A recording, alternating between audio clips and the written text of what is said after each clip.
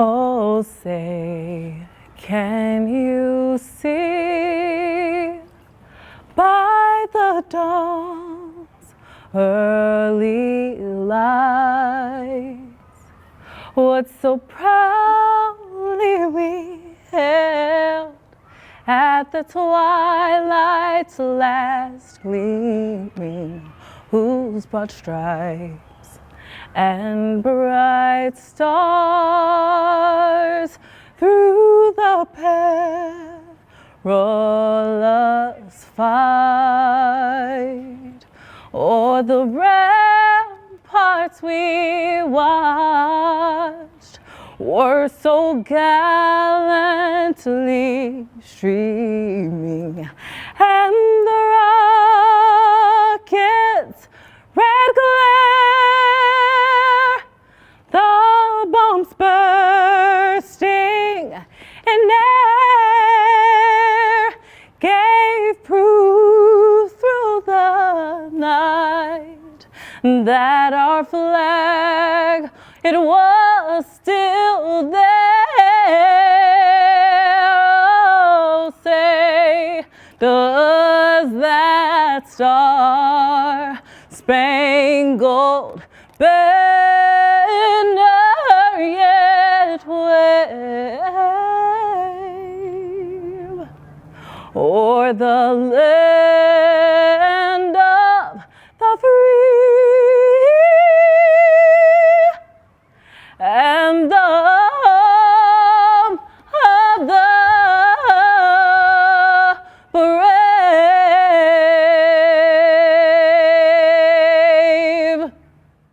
Ladies and gentlemen, I'm Mayor Pro Tem Elton Alexander, and welcome to the historic 2021 Town Hall. It's an exciting time to be in the city of Stockbridge. There's some great things coming, and tonight, if you tune in, you will see the historic changes that are coming to the city. I know everybody is extremely excited about the state of the art amphitheater, about the Carrie Mae Hambrick Cultural Arts Center, all the new exciting advancements to the city, and our very own Stockbridge Police Department. We want to make sure that we do everything we can to move the needle forward to establish Stockbridge as the premier location in Georgia. We want to make sure that we cross every T and dot every I.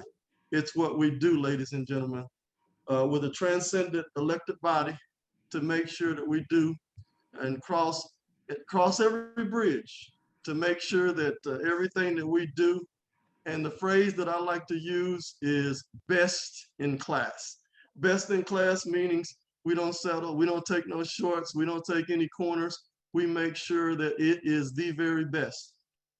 When this council set the bar high for the state of the art amphitheater, we established it as the best amphitheater in Georgia. And I think we hit a home run, and it's going to hit the bar, and it's going to put us in the top spot. It wasn't good enough to be in the top 10 or the top 5.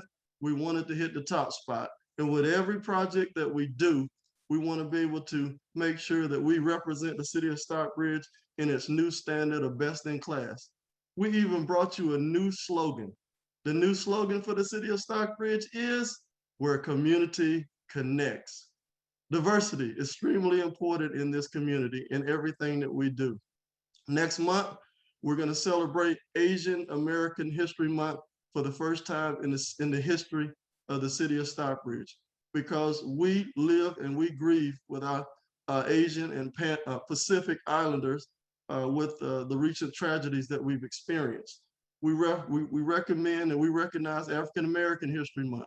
We recognize Women's History Month because we understand everybody needs a place at the table. Veterans Day, Veterans Memorial Day Parade, all of the above, Memorial Day Parade. You know, we do all of that to make sure that we capture everything possible to shine a light on this city and our citizens. Because without you, it wouldn't be possible to do what we do. The first thing I want to do is I want to read a statement to you tonight. The past week has been trying for the city, my family, and me personally. in a time we should be celebrating the glory and progress and advancement in the city of Stockbridge. Although I deny the 2016 allegations made against me, I want to apologize for the distraction to the city. That is what I'm most remorseful for. In a time where we should be celebrating our opening of our amphitheater, we have distraction going on in the city. My only desire is to bring joy, happiness, and prosperity to the city that I love. God's lesson is to trust in Him and take the high road, even when confronted with a media firestorm. I take personal responsibility for the distraction and apologize for the negative attention it has caused. All the glory to God for wisdom, guidance, and moving forward. Thank you for allowing me to serve. And let me say, ladies and gentlemen, I will not resign. I have no intentions of resigning. I plan on moving forward and making sure that the city is represented in the best way possible, and to make sure that you all understand that we're going to work this thing out as a collective body, and we're going to move the city forward into a prosperous 2021 and 2022. What I want Zenobia to do now is to cue up the video. If you haven't seen the Best of Its Class Amphitheater, we want you to see the video that our videographer did, Mr. Lloyd. It's an absolutely stunning video with drone coverage to make sure that it takes you right inside of what we're about to see. The amphitheater is long in coming. It was a part of the LCI for the city, and the Atlanta Regional Commission approved it. It's sat on the shelf for a long time, but with the will of this council, we moved it forward, because it takes 3 votes to do anything in Stockbridge. 3 votes can get it done. We like to have 5 votes on everything and the mayor to sign it, but in Stockbridge, it takes 3 votes to accomplish these tasks and to make sure that we do what's necessary to make sure that we move the needle forward. So I want you to enjoy this video right here to make sure that you enjoy it and understand this is what we're all about right here. Take it away. This is drone video of our top-notch amphitheater. You can see the complex. You have the will call there. You have, look at this, look at the building. Look at the rooftop coming together, everything in top-notch fashion.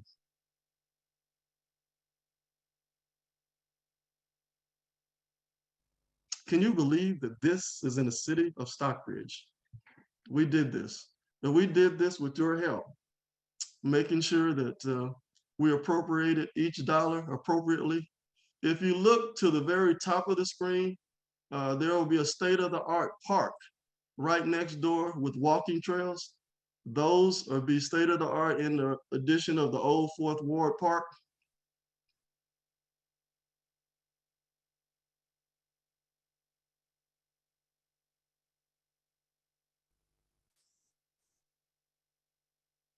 I don't know how many of y'all have actually taken a look to see what we had in the amphitheater. I know you see and you kind of peeked over the wall, you kind of take a look inside. Well, tonight you get to take a bird's eye view right down top. As you see, the fixed seating is at the top of the screen, and then you have lawn seating down below, which is what we do. Thank you so much for that video presentation.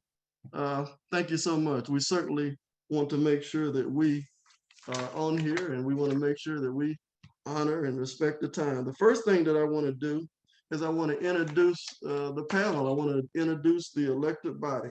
The elected body includes Mayor Anthony Ford. How's everybody doing out there? How you doing, citizens? Good to see you this evening. All right, thank you, Mayor Ford. We'll introduce Councilwoman Yolanda Barber. Say hello, unmute and say hello to us. Good evening, everybody. Absolutely, absolutely. And our esteemed colleague, Councilman Alfonso Thomas. Thank you, Mayor Pro Tem. It is an honor to be here tonight to be a part of this town hall. Thank you. Absolutely. Thank you, Councilman Thomas. We have Councilwoman Lakeisha Gant. She's on the call as well. I am. Hi, everyone. Thank you for having me tonight. All right, all right, all right. We have the elected body. Of course, I'm Mayor Pro Tem Elton Alexander. Councilman John Blunt is not here tonight. He's not with us, but he's with us in spirit, I'm sure. We have City Manager Randy Knighton. Say a few words. Everybody got to unmute. We got to hear from you. We want to hear your voice. Sure. Good evening. Thank you, Mayor Pro Tem Alexander, and to the mayor and council members who are present, as well as the city staff and other panelists. Good evening to everyone and to all the citizens who are watching. There's some very exciting things that we plan to share with you this evening. And so we look forward to a very productive and informative town hall meeting with Mayor Pro Tem Alexander. Absolutely. Thank you so much. We want to, we're going to save the community development director and the economic development director. We have them on the agenda, and we're going to allow them to personally introduce themselves as we go down the list, because we added, this team is top notch, ladies and gentlemen. It's best in class too. This is a best in class team because that's what we do. We want to make sure that we hire the best people possible to execute the vision and plan of the city of Stockbridge. With Mr. Knighton heading that team, we want to make sure that we do it by the book and that we also set the standard. We want, when folks look and they think of the city of Stockbridge, we want to make sure that they're looking at and they're saying, that's where the bar is. We want to establish the bar and we want to raise it to new heights. That's what we want to do in everything that we do on this particular panel. And one of the very exciting things that we brought you for is a new city app. How about that? A new city app, the City of Stockbridge app. How many of y'all did you know that we had the City of Stockbridge app? We have Mr. Ron Freeman of It's Simple. It's free, ladies and gentlemen. It's free. The Stockbridge City app is free. It's up and running. And when you think about a city app, it's not just city business and boring government stuff. You can find your favorite restaurant, hotel, or activity on the new Stockbridge City app. Take it away, Mr. Ron Freeman of It's Simple. Thank you so very much, Mayor Pro Tem, the entire elected body of City of Stockbridge, and City Manager, Mr. Knighton. I'm Ron Freeman with IT Simple. We're helping local governments to connect with their communities wherever people are. Ms. Pearson, would you play the video?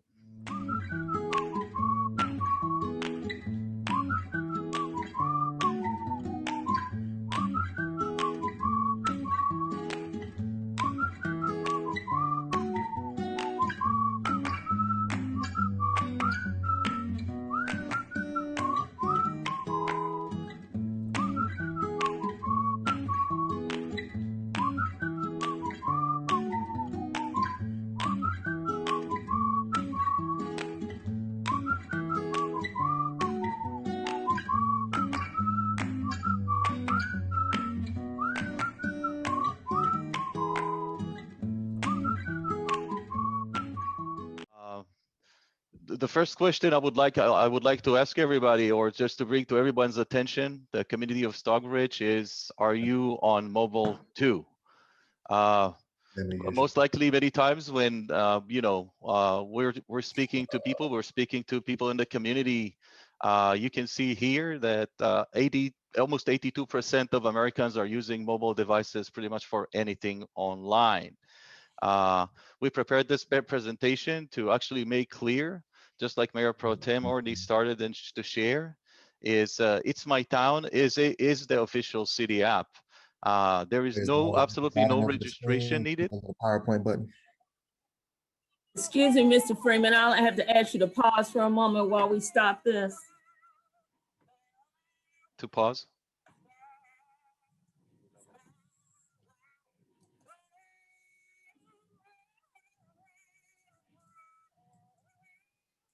We have a few technical difficulties. We got to do better than this. Okay, Well- we got to do better than this.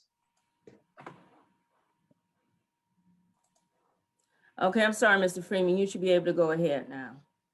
All right. Do you guys have my screen? Or do you want me to share again? Share it Yes, one more time. please. All right. No problem at all. Share. All right. Can you see it now? Are you on mobile too? All right. Yes, Thank sir. you very much. Yes, sir. All right. So as said, are you on mobile too? I was just presenting a little bit of stats in terms of I'm sure that every individual, when we're thinking about ourselves, so most of our interactions online nowadays are done on mobile. We found it's quite challenging sometimes to basically find correlated information, city services, local activities, local events, local businesses, all part of the same community on the same app. So It's My Town is the official city app for the city of Stockbridge.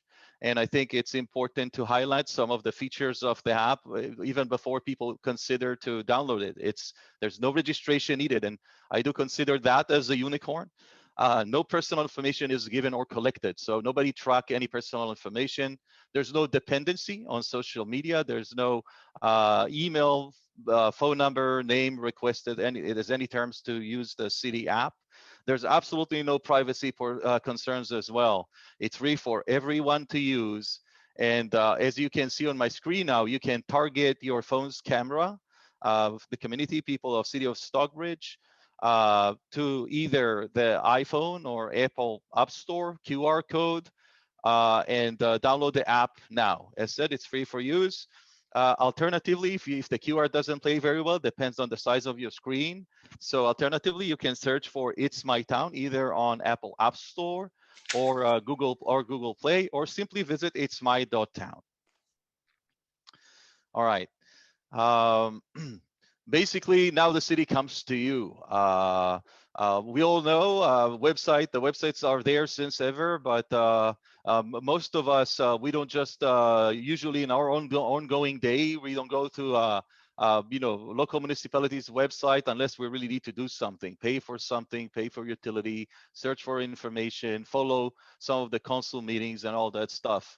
City of Stockbridge made an effort to bring all the services and information directly to the palm of your hands. Get city alerts in real time. Changes are done in real time. Information is updated in real time. All the services, Internet struggling. all the services, council meetings, events, news, etc., at the tip of your fingers. No need to look elsewhere, including finding local businesses, as Mayor Pro Tem mentioned. It's My Town mobile app brings all things Stockbridge to the palm of your hand. Things you can do. I have like the most common functionalities that we see people using It's My Town in some of our customers as well. The first one is really public places. You go there, you go to the main page on the left and the lower left corner. There's a button called Places. You can once you clicked on that, you can find trails, dog parks, community centers, libraries, city hall. Obviously, your beautiful new amphitheater, and it's easy to find, get information. You will see the icons there. So there's a link icon that basically redirect to any external link to provide additional information. You can contact the either Parks and Rec or City Hall or even the public library if you wish to, with the click of a button. There's an email button that they can automate email to the same person that's basically responsible for that place. You can search. Type here to search. By the way, search with It's My Town is supported with entering text or by voice as well. So It's My Town is fully ADA compliant for Americans or for people with disabilities. Last and not least, as you see here on the icon button, when you click on it, It's My Town will automatically take you to this location, to this public place, whether it be City Hall or a playground that you wish to visit. And it's also integrated with more than just one navigation app. So if you happen to have Waze, or you're not even driving or using car service like Uber and Lyft, It's My Town's already integrated. Once you click on one of these buttons, it will automatically gonna enter the address for you. If it's a car service, it's gonna tell you how long it's gonna take the service to come and pick you up, basically, and what the rate's gonna be, without copy, paste, nothing else. Everything's done through It's My Town with one tap of a button. Next with It's My Town is the city directory. No more searching. You can search by keyword, fence, permit, asset, search by typing some text or by using your voice. As you can see, when somebody's clicking on the directory at the top of the app, so there's a long list. Obviously, there are multiple people working for the city hall, but so if I want to downsize the service, I can type permit.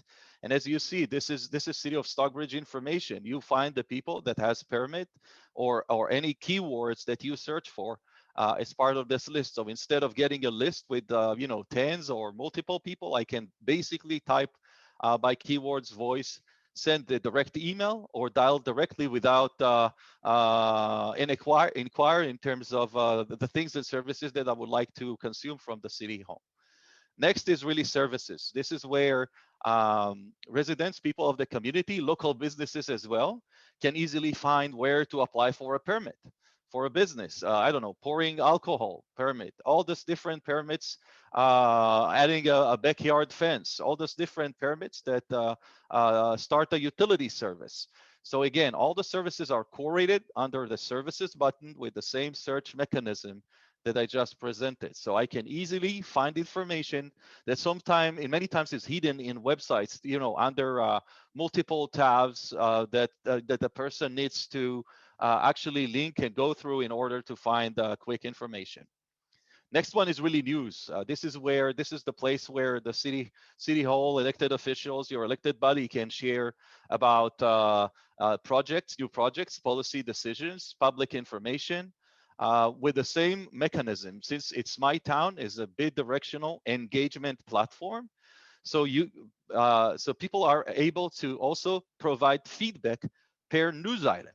So once you click on the feedback button, as you see here, it will automatically start an email that's going to automatically put in the subject, as you can see on the screen here, It's My Town user feedback, and the actual item, the topic, the headline of that news item, and the city administration can also direct that email to the person. So let me just give you one example. Let's say there is an update from Parks and Recreation, and the city hall administration added an email directly to Park and Rec. So no need to go to the directory or call the city hall. You can, with a click on a button, you can provide feedback to that specific news item. As said, find, get information, contact, or provide feedback with one tap of a button.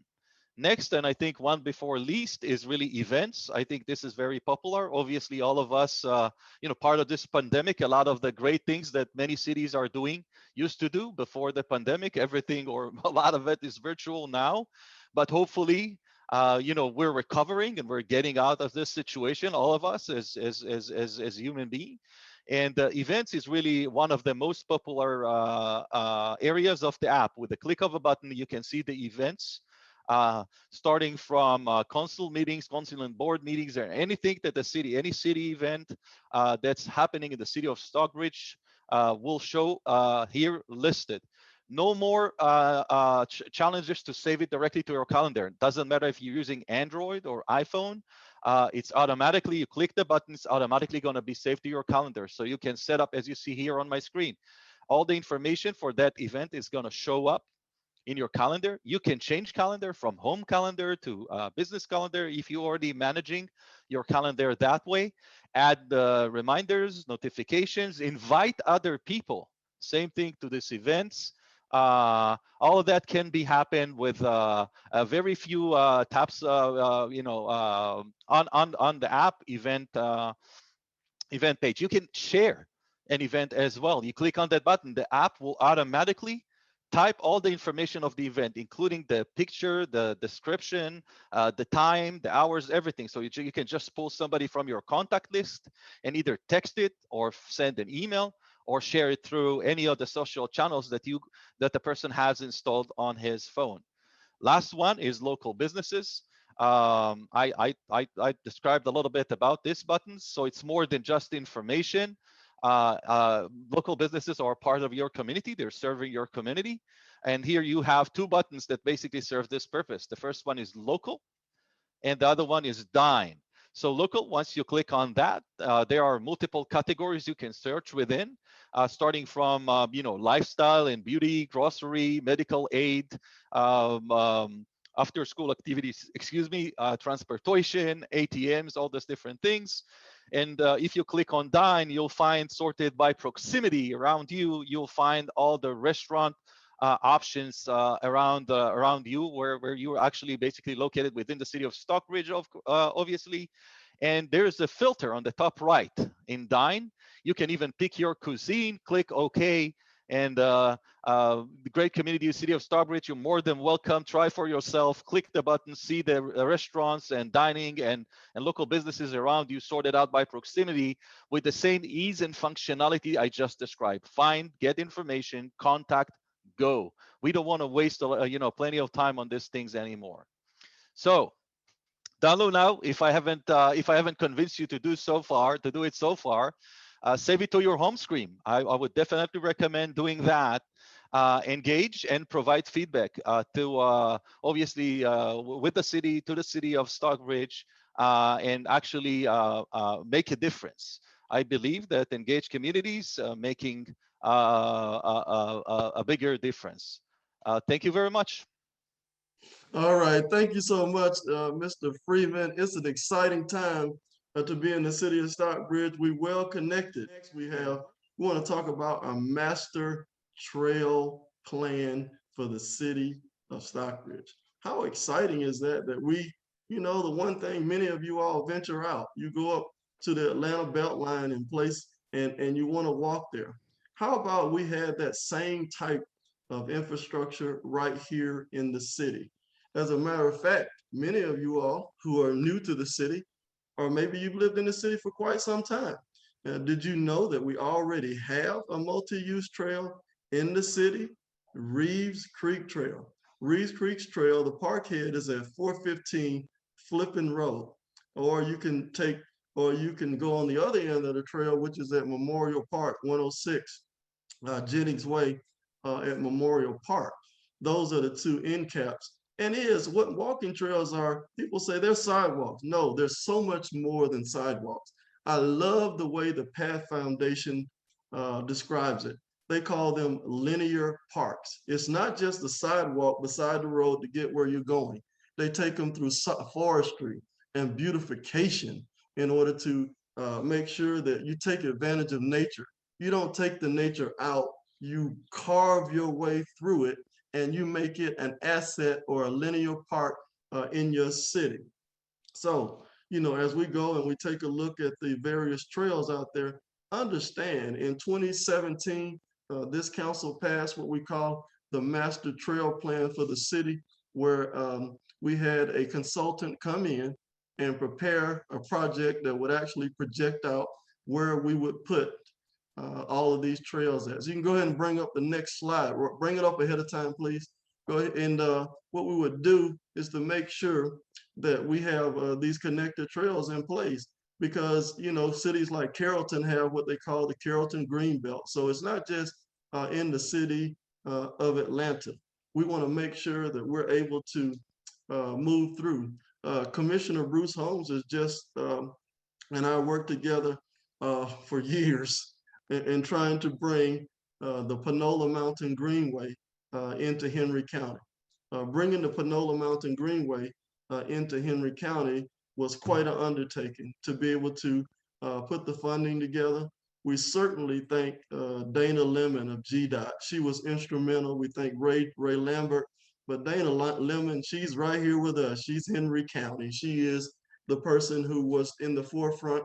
She actually makes sure that they put a grant of $700,000 for us to build Reeves Creek Trail in our community. She really made that possible for us in order to build the first segment of our trail plan.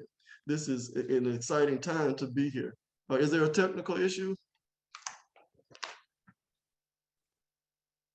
Because what we want to do is we want you to be able to traverse the city without being able to move through or get in a car. We want you to be able to travel. Let's say you want to go and you're at City Hall and you want to get yourself over to Eagles Landing Parkway. We want to make sure that you have a path or a multi-use trail to be able to do that. In the future, there's a future plan where we can actually widen Rock Quarry Road in partnership with Henry County. If we do that, the plan calls for a 10-foot multi-use path on one side of the road and a 5-foot multi-use path on the other side of the street. If we're doing that, we have connectivity and we have safety. On one side of the road, it'd be pedestrian safe. On the other side of the road, we would have a 10-foot multi-use path. In the state of Georgia, it is a law that if the for sidewalks under 5 feet wide, you cannot ride a bike on it. You're supposed to be able to ride in the street with traffic if it's under 5 foot wide. So in our essence of what we're doing, we want to make sure that we have multi-use trails.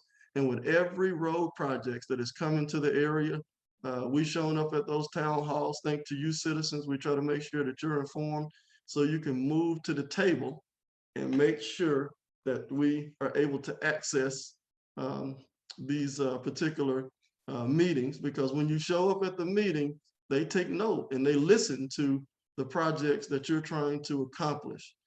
We certainly want to make sure that, we have a new road project that's coming as well. It's called the Western Parallel Connector. The Western Parallel Connector will pick up on Hudson Bridge Road. If you know where the McDonald's is on Hudson Bridge Road, and right between the McDonald's and the Rocha Wing Place, there was a cutout left there. It was left there intentionally so that a future road project called the Western Parallel Connector could actually go through that area. And what will happen is that road will pick up right there and it will move south through the forestry area there. It will cross Jodico Road. It will run right through the middle of the Jodico mixed-use project and proceed on to Jonesboro Road. The desire was to have 10-foot paths next to it, and partially it will. The section that runs through the city of Stockbridge for the bridges at Jodico, this council mandated that we would have multi-use paths along the section that runs from Jodico Road down to Mount Olive Road, that we would have 10-foot paths in there. That's a condition that we put in the new development. And it's very important that you do that, okay? Now you take a look at the Lake Spivey Trail. You get a chance to take a look at what is beautiful. If you haven't been out there to the Lake Spivey Trail, it's an amazing trail. It's on Walt Stevens Road, just west of the Clayton County line, just west of the Clayton County line. Now you're looking at Reeves Creek Trail, 415 Flippin Road, Stockbridge. Portion at this point, that portion of the trail is actually closed for bridge replacement. What we did is over time, the bridge is deteriorated. It's taken a long time in order for us to do that, but we suspect by the middle of the summer, we should be able to reopen Reeves Creek Trail. And I want you to work with me for a second, and I want you to envision something. If you take Reeves Creek Trail as it does, and it wanders at Flippin Road, how amazing would it be if we could take the Reeves Creek Trail and extend it south down Flippin Road, and then west on Walt Stevens Road, where it actually meets up with the Lake Spivey Trails. That is the vision, and that is the goal, ladies and gentlemen, is to be able to have a connected trail network that will take you from Lake Spivey all the way to the city of Stockbridge. And in our downtown area, we want to thank the Main Street Program and Board, especially led by Kira Harris Bragg and our very own Councilman Alfonso Thomas, for having the wisdom and forethought to apply for grants to aid us in that. They just actually achieved the grant. Isn't that right, Mr. Knight? And the city received the grant for Downtown for Trails? We have received a grant from the ARC for a scoping study to study pedestrian and bicycle connectivity in the downtown area, which should be starting here fairly soon. We've received that grant from ARC. Absolutely, and also Ms. Harris-Sprague had applied for, I think maybe the grant that she applied for could yield up to $3 million for trails for the city through various entities. Is that correct? That's right, yes. Okay, and the one thing that we did in this council is that we recently, bonded funding for $1 million for multi-use trails. Why did we do that? We did that for the seed money. So any grants that you acquire for multi-use trails or GDOT projects, they want you to have skin in the game. So in essence, we use that $1 million that we bonded for connectivity and multi-use trails, it could actually turn into $4 million because we have to have our match. GDOT puts so much on the table, but we have to have our match. If you're looking at the map, you can kind of understand where we're trying to go. This is the multi-use trail program that we have here in the city, and understanding that they went all over the city, mapping out exactly what we would need. The number one on here is a Reeves Creek Trail to Flippin Road and Davidson Parkway. Brush Creek Trail, Clark Park to Old Conyers Road. Rom Creek Trail, Rock Quarry Road to Blackhall Road. 4, Patrick Henry Parkway to Eagles Landing Parkway. So we covered all the way down to Highway 42. We covered all the way down through the Eagles Landing area, Highway 138. The city, Stockbridge city limits is kind of spaced out, and you really can't, it really is something that we'll have to work on, and this council has endeavored to do so. If we would go to the next photo, so we can kind of show, this one is kind of difficult to read on the screen. We have several photos that we should be able to show you. We should be able to show you the Atlanta Beltline photo. We should be able to show you show the photo with the, you see the Atlanta Beltline right there. You see that, those are multi-use trails. They're community linear parks, as you see. And the one thing that I want you all to understand, and that you should not want to make sure that you should understand the trails are safe. Okay, they are very safe. And understand, look at these trails right here, the Atlanta Beltline Trail. If you want to increase your property value, the biggest thing that you can do is live next to one of these. We have a lot of resistance some of the time in the community when the multi-use trail plan is discussed. Well, we don't want that behind our house.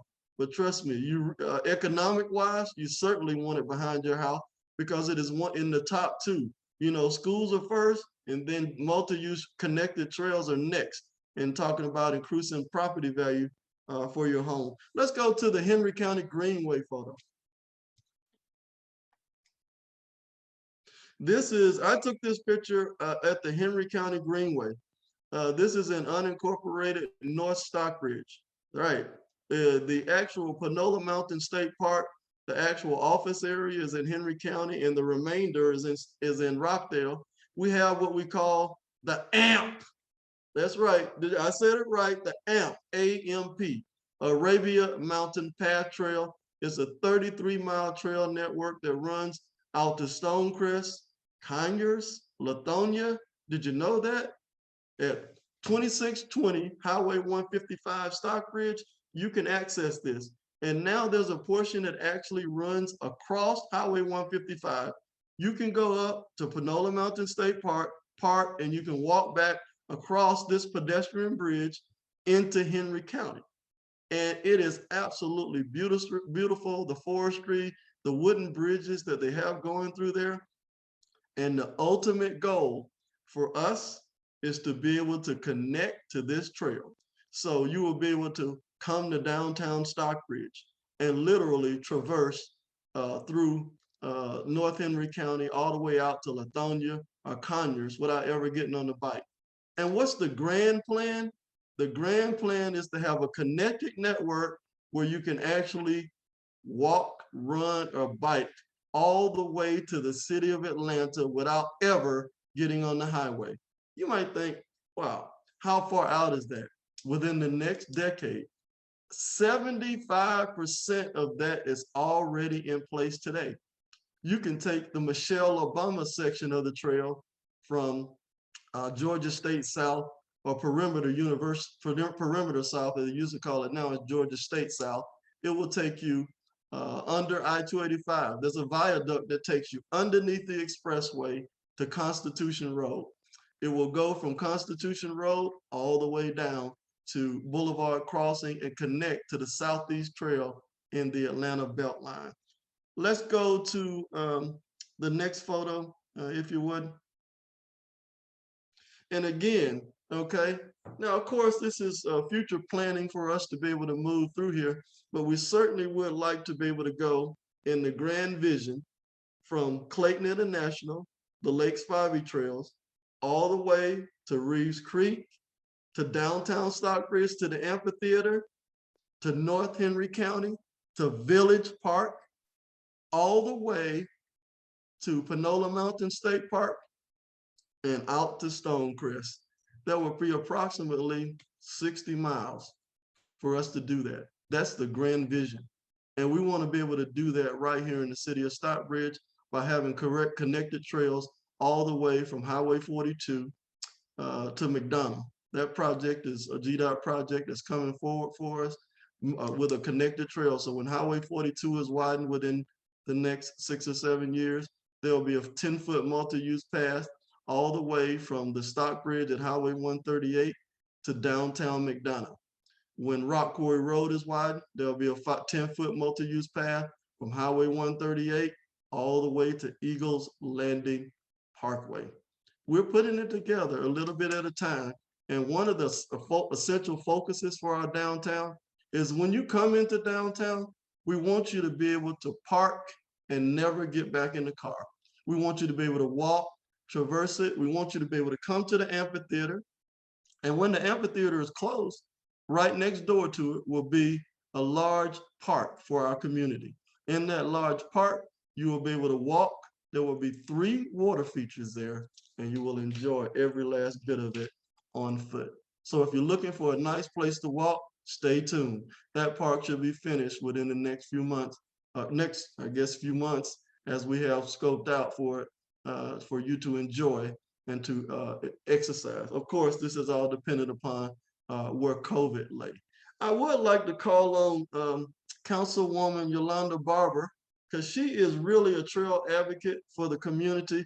And I'd like for her to just say a few words about trails and her passion behind multi-use trail. Would you mind doing that, Councilwoman Barber?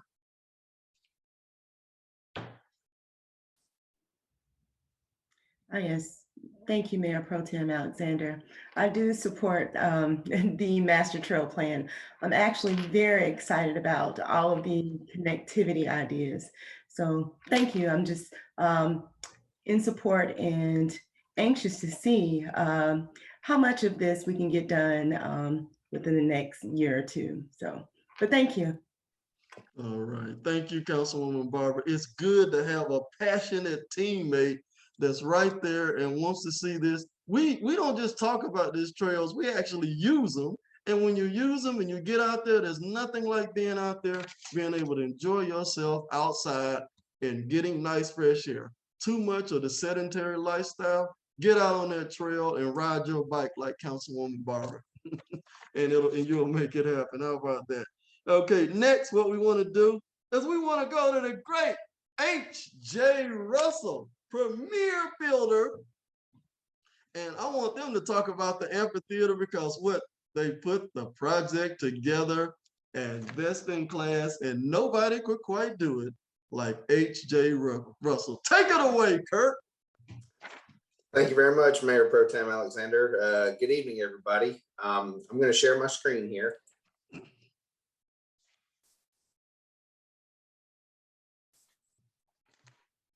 And I'm going to run a video. Can y'all see my screen? Yes, sir. Okay.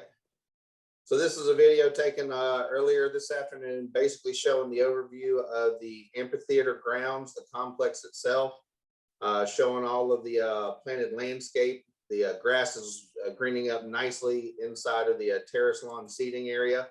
Down here along the front of the through Plaza roadway, lots of nice seasonal planters have actually been stationed. All of those have irrigation heads so that all of the seasonal plantings will survive our very hot summers. All of the trees and planting areas up here also are also irrigated. You can see the front of the amphitheater over here to the right-hand side, out in front of the east concessions and main restroom area, have plenty of ADA parking for quick, easy access into the amphitheater. We're going to fly on around here. You'll get some more views of the VIP seating areas, the plaza pavers, the catwalk that leads from the upper level of the plaza area over to the terrace seating on top of the green room. You can see a lot of the landscaping is in around the backside of the site, as well as the fencing. We're still working on the catwalk, and we still have a little bit of landscaping that we have to tie in under there. All of the 1,800 seats down inside of the fixed seating area are installed. All of the swivel and mesh back chairs and drink rails are all installed up inside of the VIP areas, as well as the cedar beam separation walls from VIP booth to VIP booth. This is an overview of the 3 pond features that you spoke about. What you're looking at here are 3 separate areas that are all connected by a roadway and a through plaza. These will be the parking spaces and through roadways. There will be a retaining wall along East Atlanta Road to handle the grade transition for the parking lot to the existing roadway. We'll also have a series of winding retaining walls coming through this area here, where we're currently excavating for the storm pipe.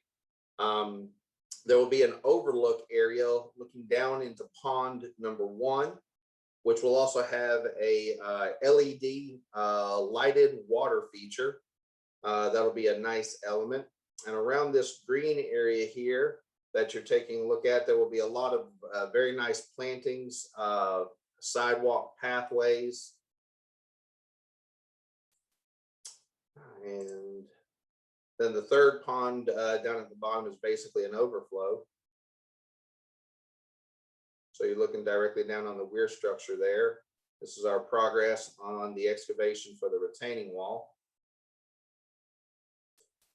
These won't be very desolate areas.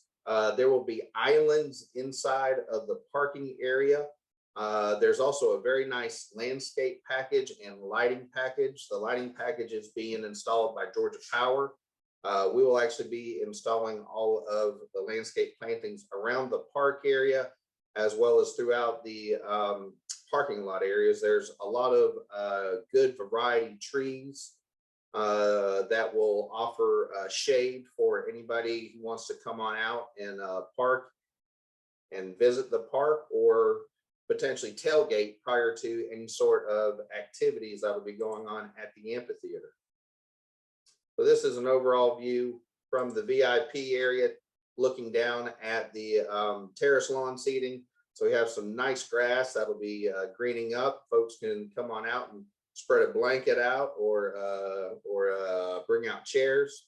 Of course, there's the fixed seating down below. At the very bottom level, there would be reserved table seating, almost kind of like a Chastain area for folks to gather and enjoy the show.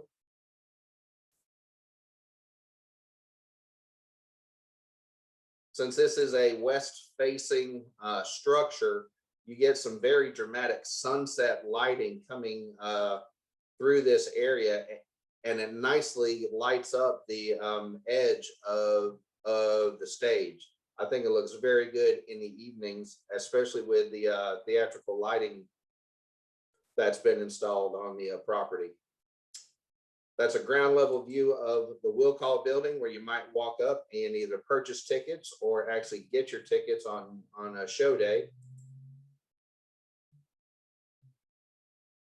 That's the East concessions.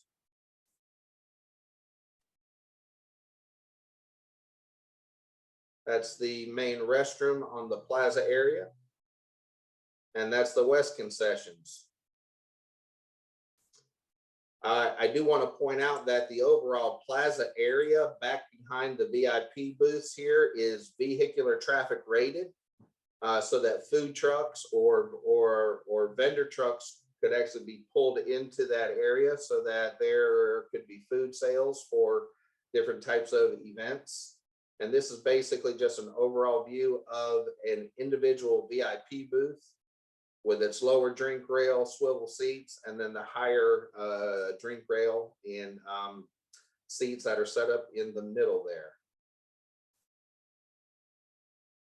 We actually find ourselves late in the afternoons hiding out underneath the canopies there. They actually offer a good amount of shade, so that as we're sending out some of our emails or contacting folks, it's a good place to set up and work. This is the interior view, completed interior view of the catering area that the artist would assemble in prior to a show. It's a really great interior space that TSW designed, a very colorful, energetic area. These are the makeup mirrors that the artist will actually have the opportunity to sit at and put their makeup on prior to the shows. This is an overall view of the band rooms, where the acts would have a opportunity to gather together prior to the actual show. This is just a general view of one of the public restroom spaces, of the tile work inside there, the countertops. Again, just an overall view.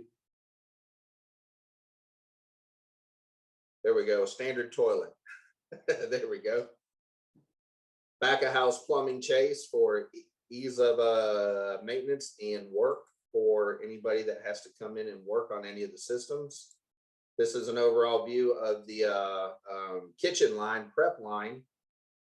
This actually duplicates twice on the property, once in the East concessions and once over at the West.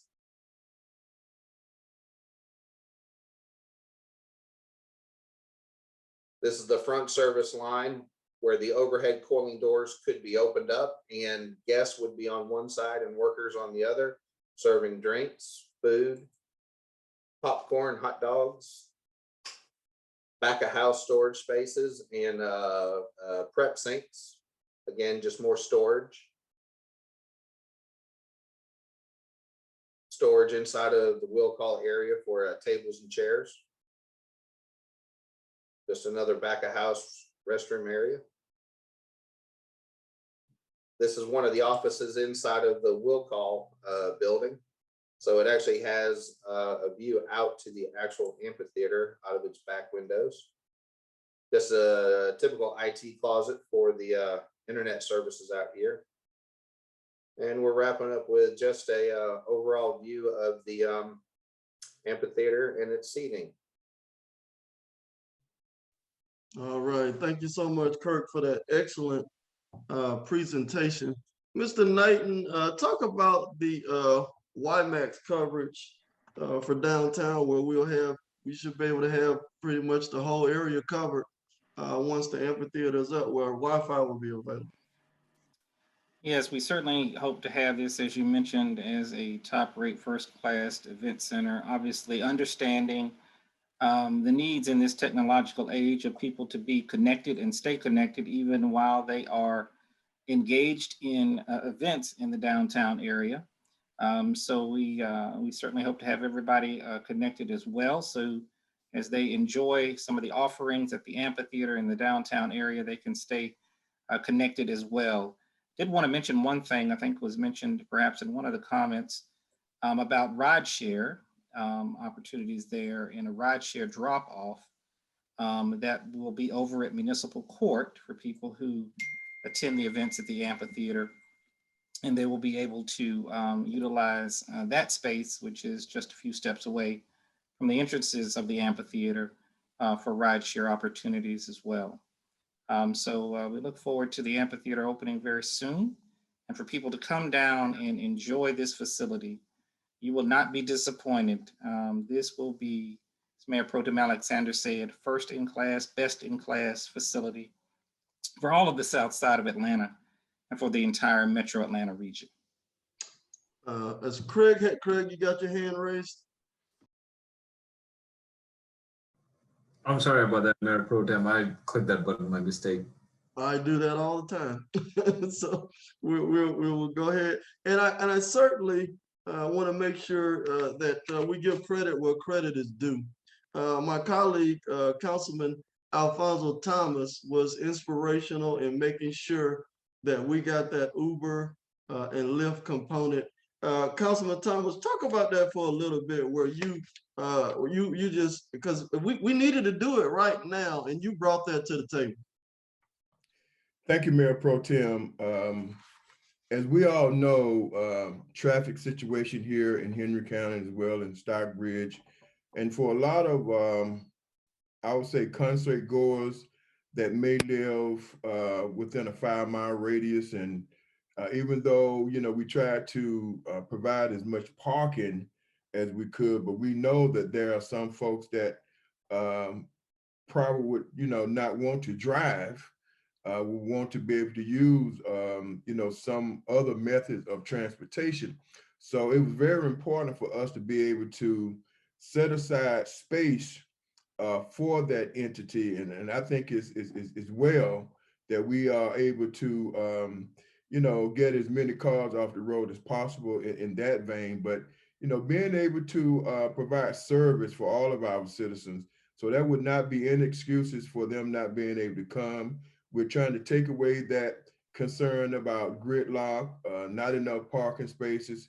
So I think that, you know, and a lot of us, you know, use these methods of transportation anyway. So it was just incumbent upon us to make sure that we provide these services for all of our party goers, and as well as any other, you know, activities that we're having in the downtown area, especially looking at the future, because we're looking at this amphitheater and the Caramel Hamburg facility, and, you know, businesses on Burke Street and King as a walk-in playground, if you will. So these type of services is going to be very important, you know, going forward. Absolutely. Thank you, Councilman Thomas, because Councilman Thomas always brings something to the table in every encounter and conversation that I have with him. I certainly appreciate his expertise on this. We had a question that came across about the sound in the amphitheater. Let me make sure. Question concerning the sound from concert in the amphitheaters that came off of Facebook. Mr. Knighton or Kirk, whoever can handle that one. I could perhaps speak to that, and perhaps Kirk can amplify it, but no pun intended. But the way the amphitheater is configured, most of the sound will be going out toward City Hall, out toward East Atlanta, and of course we have that large open field out there, and so most of the sound that will be generated will be going in that direction, away from any homes or residences. Again, this is a state-of-the-art amphitheater, and obviously the sound and amplification is part of enjoying a live concert, but it's also configured in a way to minimize any specific disruption to any residential properties. In addition to that, of course, we've talked about having a buffer along the homes that front Bryant Street that would include a large vegetated buffer that will also provide a level of soundproofing, if you will, so as not to disrupt any of those residences. And of course, most events of this nature would take place on likely a Saturday evening, and would, I would imagine, would have certain parameters in terms of time as well, but that would minimize any, sound issue toward any residential properties. And so we look forward to having an amphitheater that everyone can enjoy, but certainly not be an impediment to anyone enjoying their standard quality of life. I was gonna do Q&A at the end, but we're running a little long. I got another question for you real quick. Now, talk about a couple of the traffic was another question that was asked, and we'll knock out some of these now. In terms of the traffic improvement, like the turn lane being added to East Atlanta Road, could you talk about those real quick? Sure. Obviously, one of the main things with any venue such as this is successfully allowing people to enter and then egress to leave the venue in a rapid fashion and in a safe fashion. Very, very soon, matter of fact, in just a week, probably 2 weeks or so, we'll be putting out an RFP for construction improvements on East Atlanta Road and Lee Street. There will be a full right turn lane on East Atlanta Road all the way back down to Love Street. As many people know, at certain times of the day, traffic can get backed up there, but a full right turn lane will alleviate much of that situation. And then enhancements along Lee Street with a full intersection reconfiguration of North Lee and South Lee Street, and also the movement of a traffic signal there that would be a great benefit for that intersection and would allow traffic to flow more freely and easily during any part of the day, and certainly during amphitheater events. In addition to that, of course, for these events, we'll have a law enforcement there to ensure that people are safe, but also to be able to get in and out in a fashion that is safe and expeditious. And so there are a number of things that we'll put in place to make sure that people have a full and enjoyable experience at the amphitheater. Okay. Thank you so much for that explanation. Next, we're gonna go on to Kirk. Thank you for that excellent presentation. And one other question before we go: how long do we think before we will be at 100% on the amphitheater portion? We're looking at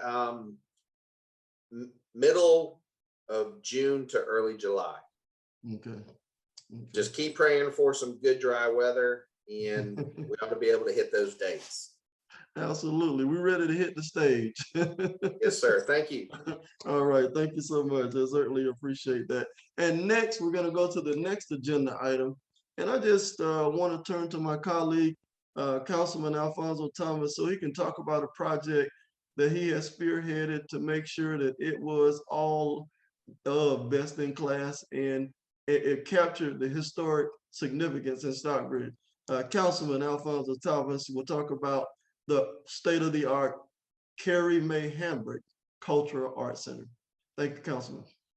Thank you, Mayor Pro Tem. And as you and my other councilmates know, that this project is very close to my heart. Going back during the 2013, 2014 era, we started out, and I want to give some background. I'm gonna try to run through this really fast. Just to give you a little background and a little history. At that time, this opportunity came before the council to be able to purchase this property. And at that time, this was a operational center for First State Bank. And so this property is located in the back of the former bank. I can't recall the name of that particular bank right now, Emeritus or something like that. So from there, we brought in the Academy Theater to try to get a glimpse of what potential this could be as far as theater productions. So we contracted out, they came in for a while, but we wanted to go to the next level with the building and with the support of all of the council members, as well as I think Mrs. Gant came in at that time, Mayor Ford came in at that time, and we wanted to go to the next level. So we decided to go to a new building. But what's important though, we was able to name this building for a lady that I'm going to talk about here. And let me just say, I was so excited because in naming this building for Mrs. Carrie Mae Hambrick, and to my knowledge, even up to this day, it is the first and the only African-American that was honored for a municipal building to be named in their honor. To my knowledge, this is the first and the only Carrie Mae Hambrick Cultural Arts and Enrichment Center. So I get the question all the time, who was Carrie Mae Hambrick? And I just want to share a little bit that with you. Carrie Mae Hambrick was born March 8th, 1919. In September of 1949, Mrs. Hambrick became the proud proprietor of the historic Greenfront Cafe located at 112 2nd Street in Stockbridge. When it was built in 1947, it was one of the first, if not the first, restaurant in the city of Stockbridge. 1947, and the building still stands, and Mrs. Diane Miller is actually refurbishing that building and business to bring that back, and we're excited about that. So from the beginning, Mrs. Hambrick used her restaurant as a platform to carry out her mission to serve others. Not only was the Greenfront Cafe known throughout Henry County for the best hot dogs, hamburgers, and country cooking, but Mrs. Hambrick was also known for her generosity toward others and her willingness to put the needs of her neighbors first. The testimonials documenting her long history of community service are numerous. In 2009, the Stockbridge City Council named a street Carrie Mae Lane in her honor. Former Mayor Rudy Kelly proclaimed the second Saturday in the month of May of each year as Carrie Mae Hambrick Day in the city of Stockbridge. In 2010, the Henry County branch of the NAACP named their Community Service Award in honor of Mrs. Carrie Mae Hambrick during their annual Freedom Fund banquet. Also, State Representative Demetrius Douglas proclaimed and honored Mrs. Hambrick on the floor of the state capitol. On the second Saturday in May of each year, the Stockbridge Civic Association honors the life and legacy of Ms. Carrie Mae Hambrick at the Greenfront Cafe and Trinity United Methodist Church. Sadly, Ms. Hambrick passed away in January of 2010, but her legacy lives on. Next slide, please. Next slide, please. What a beautiful sight. What a beautiful sight. The Carrie Mae Hambrick Cultural Arts and Enrichment Center will be more than brick and mortar. Let me repeat that. The Carrie Mae Hambrick Cultural Arts and Enrichment Center will be more than brick and mortar. The city of Stockbridge plans for this endeavor to be one of the main ingredients and supporter of a vibrant downtown, a vibrant community that plays a crucial role in the quality of life for all citizens. Cultural art is a major artery of the blood life of a vibrant downtown. The ability to bring all people of walks of life together. Creative expressions help define who we are and help us to see the world through the lens of others. Through arts, we can tell our story in many forms, from theater, museums, galleries, dance, art exhibits, lectures, and many other forms. Cultural arts will unite people in our downtown regardless of age, nationality, or religion. Next slide.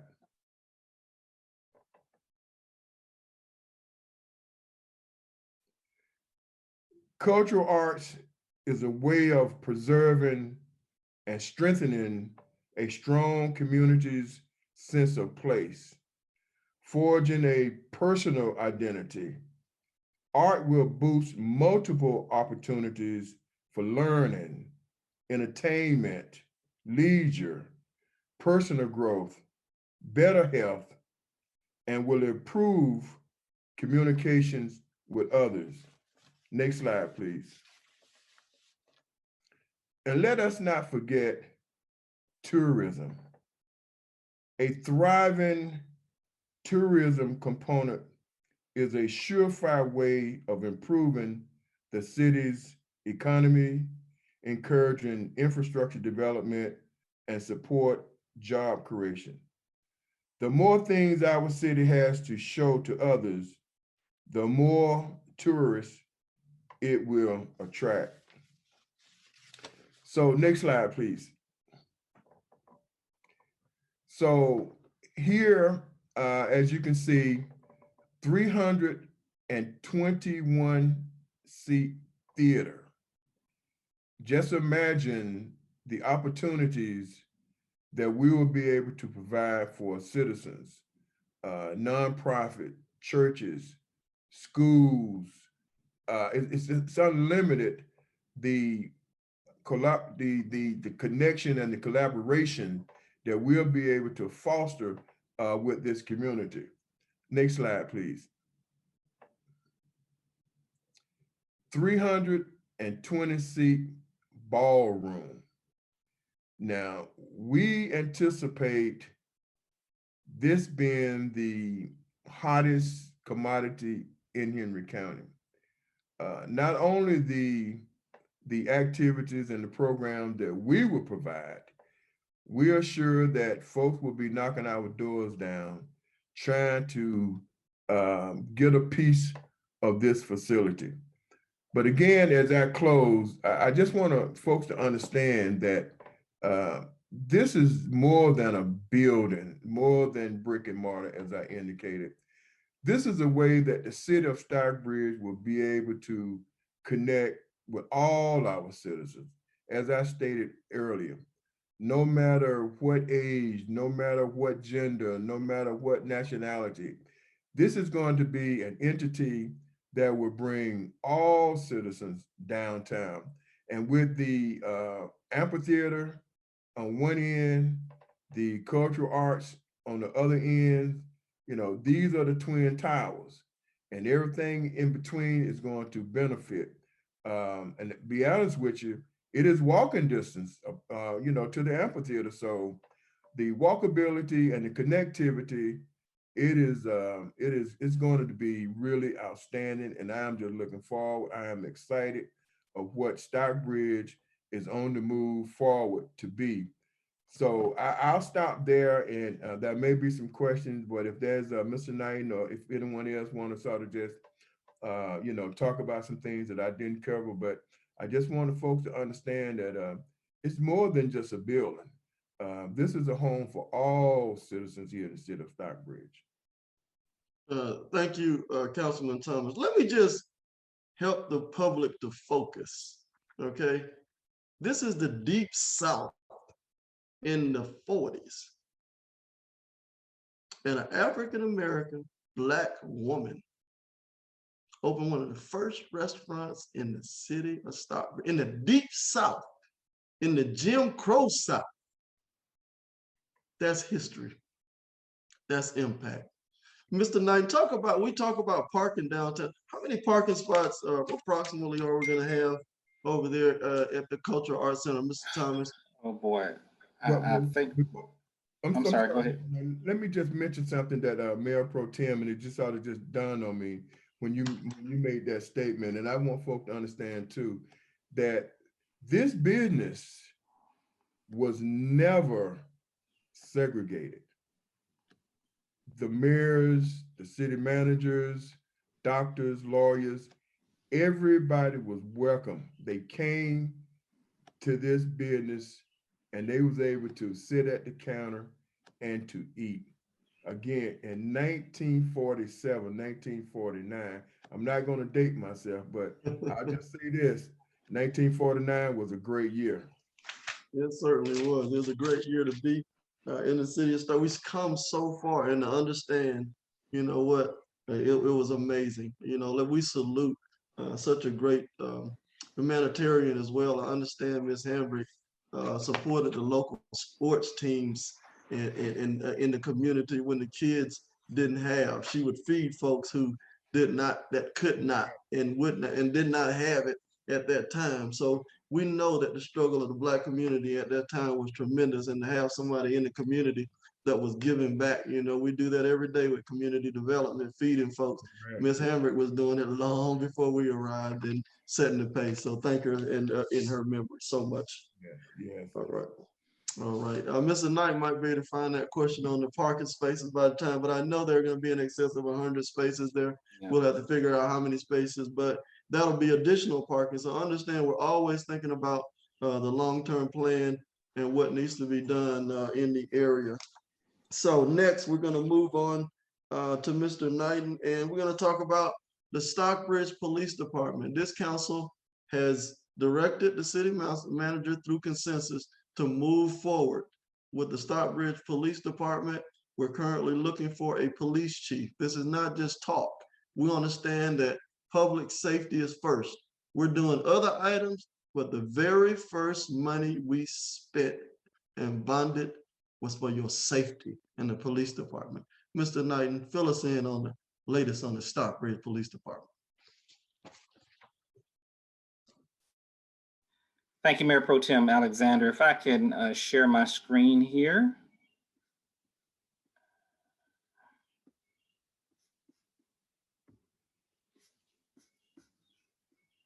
All right, I assume that everybody can see that okay.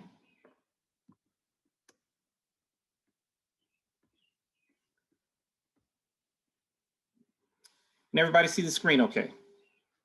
Okay, good, wonderful. As Mayor Pro Tem Alexander mentioned, the City Council has taken the very bold step of moving forward with a City of Stockbridge police department, and has allocated $3 million for startup costs as it relates to beginning a police department. Obviously, this can be a very daunting and challenging task. However, certainly one that a city of 30,000 people deserves in terms of its own policing, its own law enforcement, and its own coverage. Certainly we appreciate Henry County Police Department for the job that they have done, but now the time has come for the city of Stockbridge to move forward with its own police services.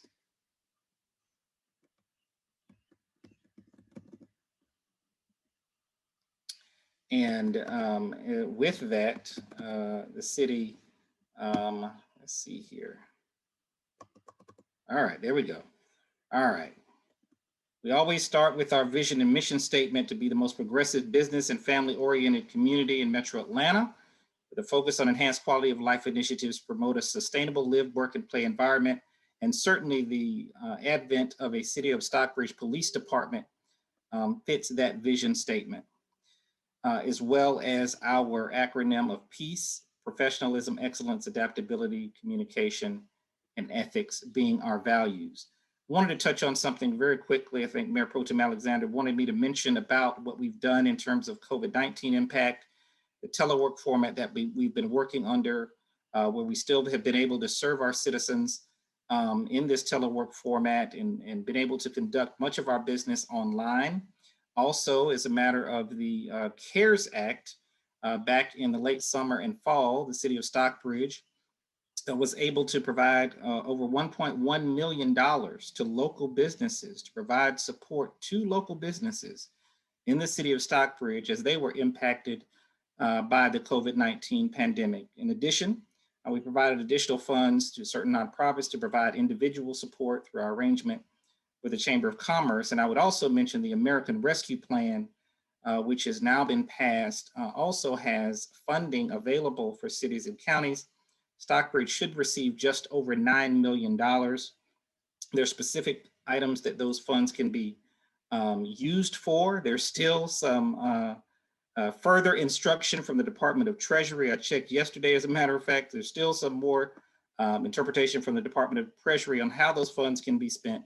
But those dollars will be coming to the city of Stockbridge as well. And we're also watching very closely proposed infrastructure plan that the Biden administration is putting forward as well. Wanted to mention with respect to the police department, a few years ago, there was a University of Georgia Carl Vinson study that was done that assessed police services in the city of Stockbridge. As Mayor Pro Tem Alexander mentioned, there is a police chief search underway. We have received several applications for that chief of police chief position. It will be a very significant position for the city of Stockbridge, and we will be going through that vetting process very, very soon. Also, we'll be utilizing the North Henry Precinct building, which the city of Stockbridge owns, and so there will be very minimal cost of retrofitting the building for the police department. And also there would be a property tax rollback. Currently, citizens in Stockbridge pay a certain amount of property tax to Henry County for police services. Once Stockbridge starts its own police department, those funds would come directly back to the city of Stockbridge. A couple of major points from the University of Georgia Carl Vinson study. When assessing the police department from the city of Stockbridge, they took a look at operational costs. They also took a look at number of sworn officers, operational costs, startup costs, facility needs, et cetera.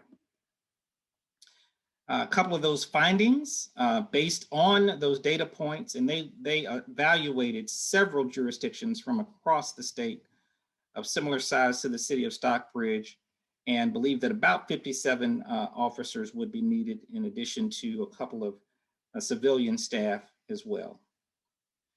In addition, the findings dictated that those particular costs, startup, operational, and facility costs, would all be a part of what would need to be considered in starting a police department. And basically it comes out about like this. City of McDonough, by comparison, for instance, has 54 officers. They are just under the population size of the city of Stockbridge. And so the 57 that we discussed will be about right in terms of what we will ultimately hire. Total costs here, I wanted to bring this slide forward. Total costs about $5.6 million per year.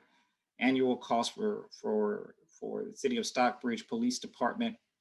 Obviously some operational, some startup costs. In this startup cost number accounted for certain lease costs that may be a part of acquiring vehicles and so forth. And then the facility cost, I somewhat mentioned that previously, that our facility costs up front should be fairly minimal and long-term should be fairly minimal based on the facility we currently have. There'll need to be some retrofitting done, but those costs should be minimal. Also wanted to mention here as well, you'll see some of the revenue, the tax revenue that had been previously received from the city of Stockbridge.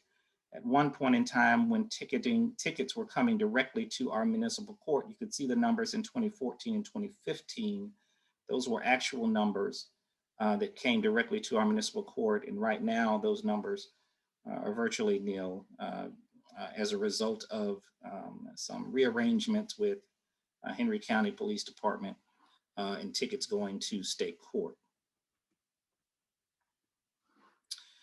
Couple of things about the benefits of an in-house police services. Obviously, there's the ability to strategically control and program police activities, whether it be community policing, hotspot, crime containment, traffic enforcement, and also the ability to set priorities and manage response times. I want to mention here, obviously, policing and law enforcement has been at the forefront of the last week, the last few weeks, the last month, the last year. By starting its own police department, the city of Stockbridge, along with its law enforcement professionals, police chief, et cetera, will be able to design and strategically employ a police department that will be able to be proactive, but yet will have a direct community engagement feel to it.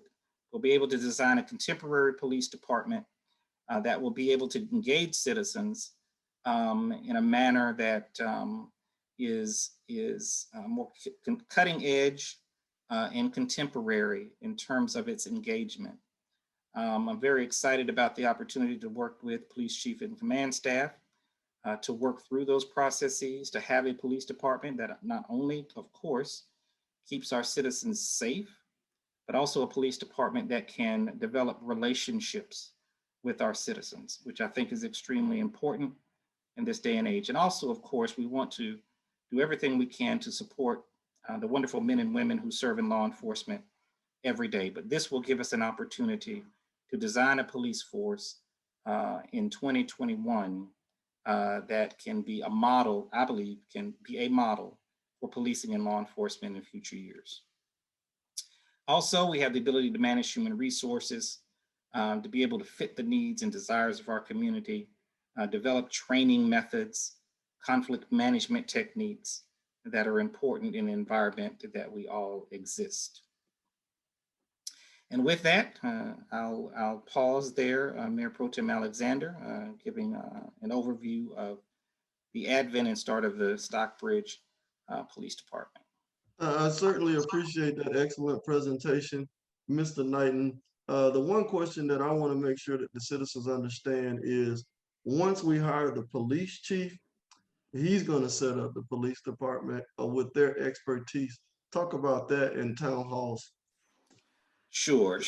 I think it's very important, as I mentioned before, that that the city hires a police chief that has a forward-thinking mindset, one that can take the great attributes of traditional policing, but marry them with the present-day environment in which we exist in terms of community policing, employing conflict management techniques, and other methods that better engage citizens.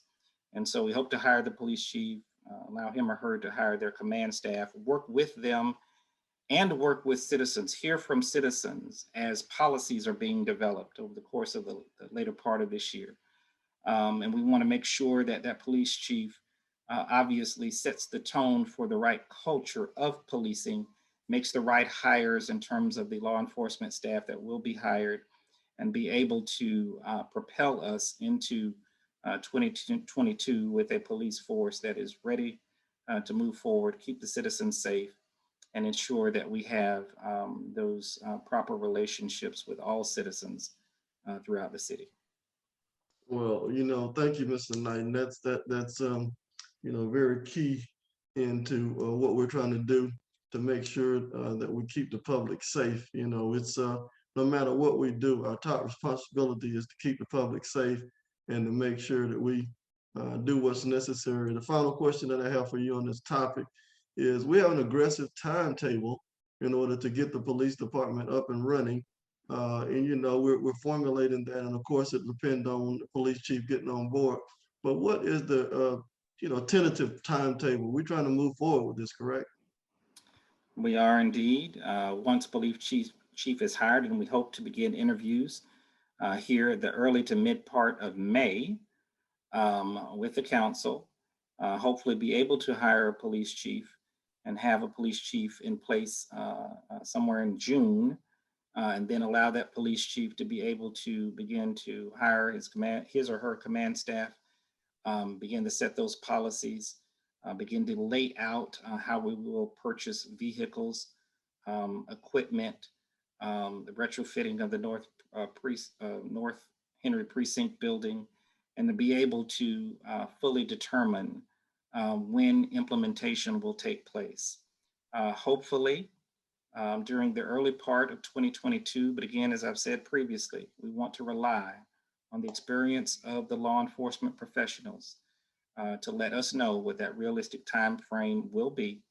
Because when we do go live, when we do implement the police department and they're ready to go, we want to make sure that they have all of the equipment that they need, all of the personnel that they need to be able to safely cover the city of Stockbridge and to ensure that citizens and businesses are well protected.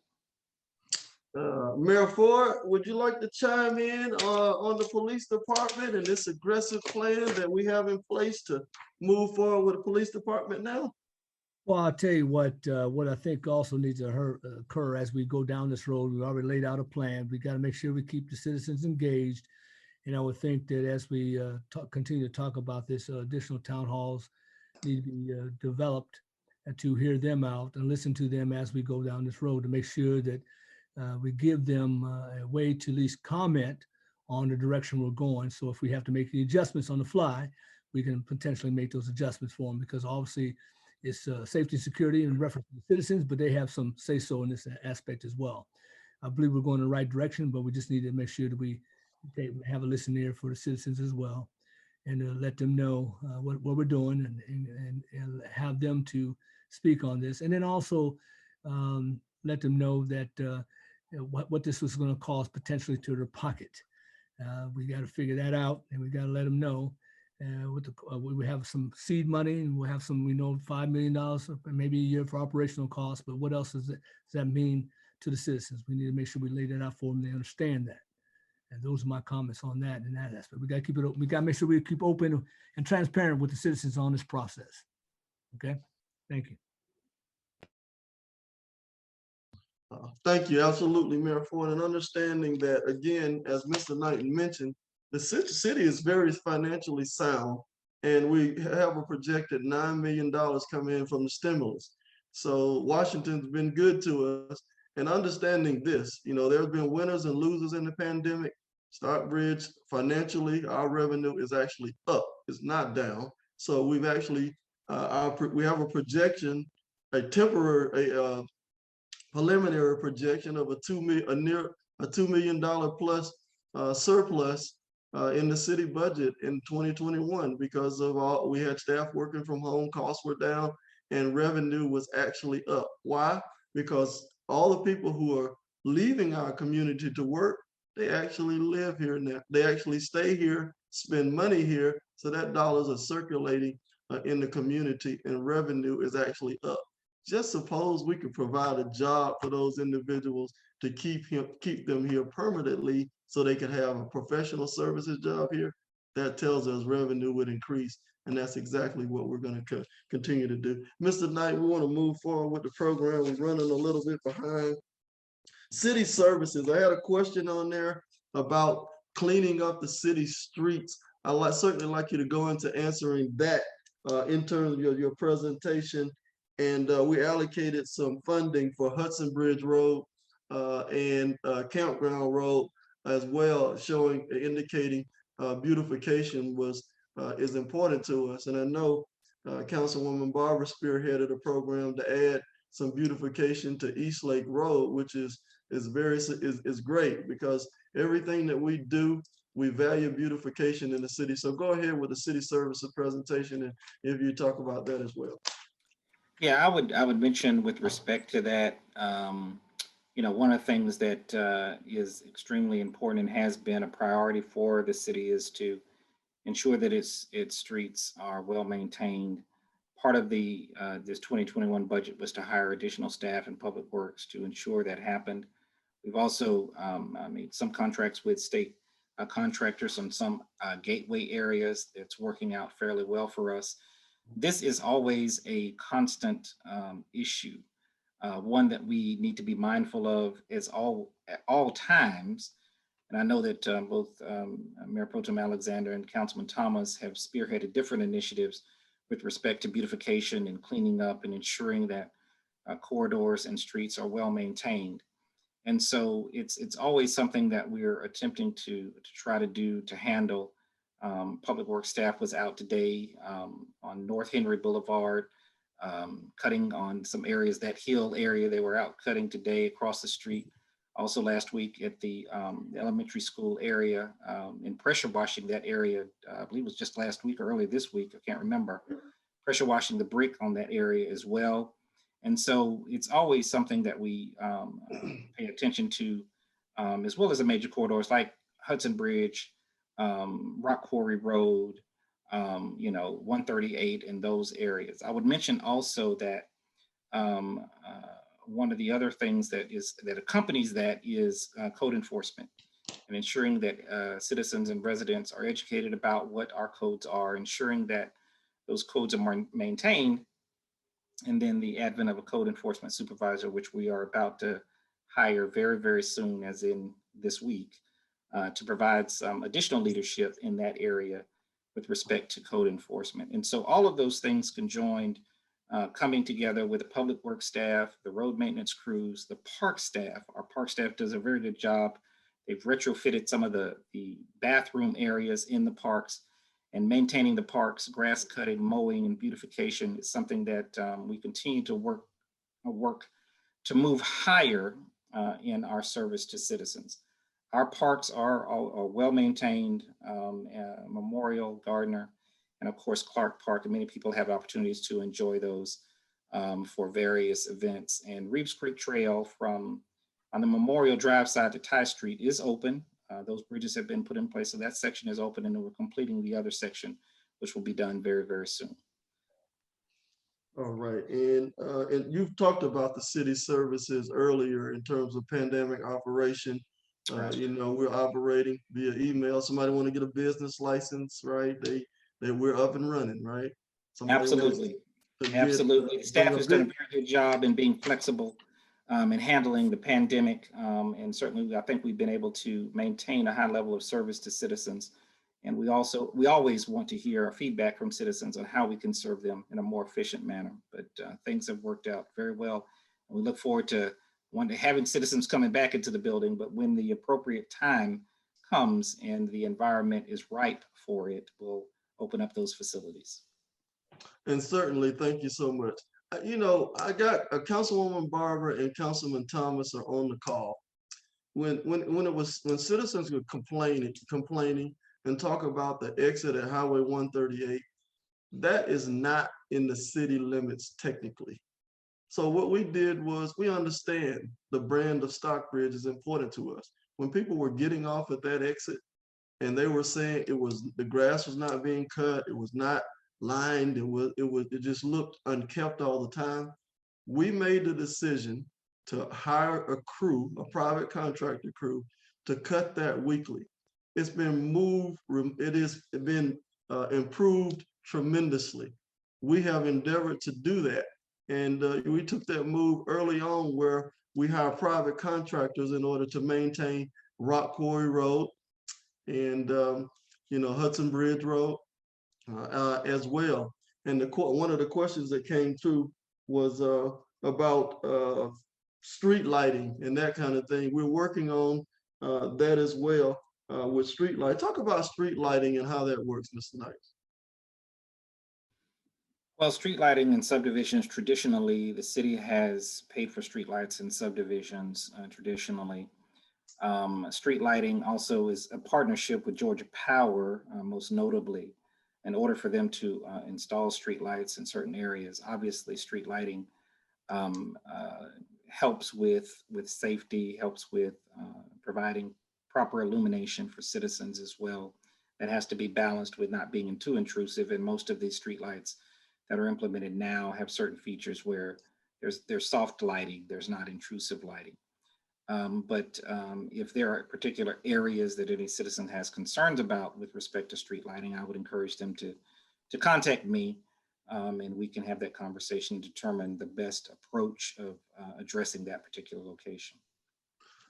Thank you so much. And next we're going to go into introducing our newest team member, Miss Brecca Johnson, our Community Development Director. Welcome, Brecca. We know that you're going to do an outstanding job, and you're going to add to this flavor of best in class in Stockbridge.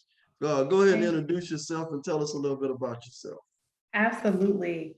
Thank you, Mayor Ford, Mayor Pro Tem Alexander, Mr. Knighton, council members, residents, and colleagues. Yes, my name is Brecca Johnson, and I am the Community Development Director for the City of Stockbridge. Community development is essentially the implementation arm to support the economic development activity in the city.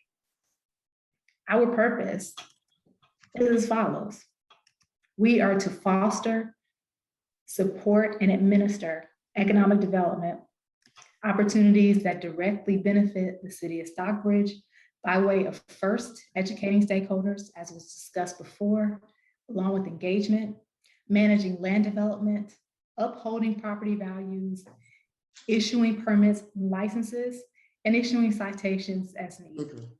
As you can see, this is a site plan that is coming through our office for the amphitheater. In order to get any permits through the city, it has to come through community development. So our value proposition is based on 4 pillars. First, we want to bring value to the city of Stockbridge, city council, and our city management. Next, our 30,000 residents of Stockbridge will also bring value to our business owners and development partners.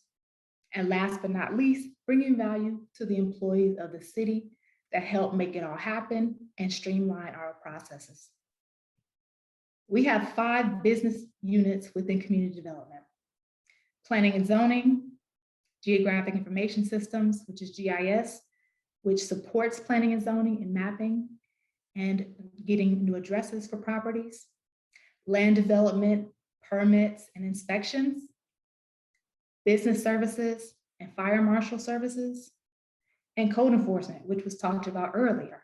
Code enforcement helps us to maintain what we have built. All of these divisions are put in place in support of the Economic Development Department.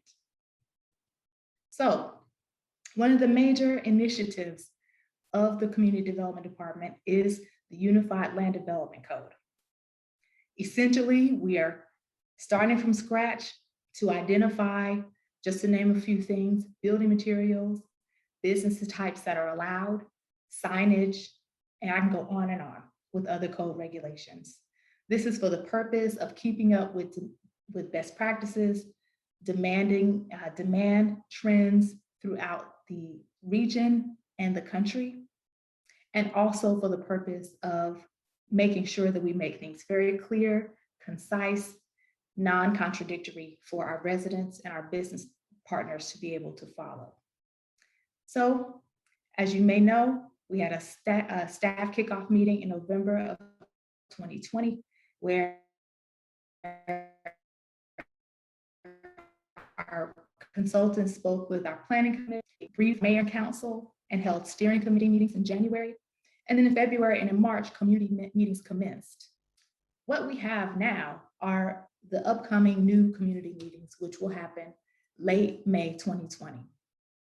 We also plan for a presentation of the ordinance to have a draft to staff, to Mr. Knighton, and to the council by June 2021. And finally, we'd like to wrap up and complete the Unified Development Code in August of 2020 for an adoption by the City Council.